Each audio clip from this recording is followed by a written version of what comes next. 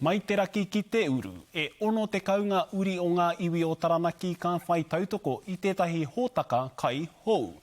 Ka hāngai tēnei hōtaka ki ngā uri o Taranaki kei waho i te rohe e noho ana i Aotearoa nei, mea hitareiria no hoki.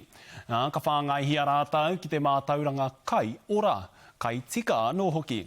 Anei a Regan Paranihi.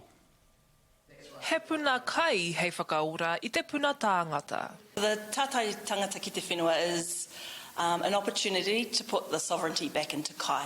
He kaupapa whakato i te mātauranga o Tuauki, hei paenga mo te āpōpō. He kai te rongoa, he rongoa te kai. So food really is our medicine and going back to the ways of our tupuna.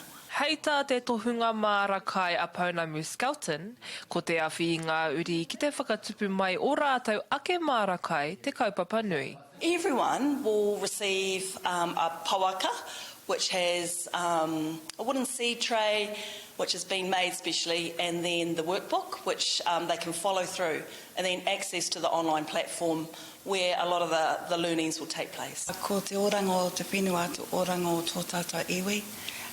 We've always connected to our maunga, our riverways, our hene moana, and growing healthy kai is important to our uri. Hei tāra Winia Leatherby Toia, he kaupapa tēnei e tō waitia ana i ngā uri e noho ana ki waho o te takiwā ki tō mātauranga tuku iho. It's not just about growing seeds, it's about nurturing their seeds and their mauri inside of them, living away from our iwi and connecting there through whakapapa and learning with Pounamu, who will be amazing.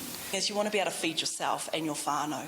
So we're starting in the kāinga, so that's when you can walk outside and there's a pātaka kai available to you. Ahakoa he whakamātautau tēnei ko te manako o te iwi kia huhua ai te tupu o te kaupapa nei ki Anamata. Regan Paranihi, Te Karere.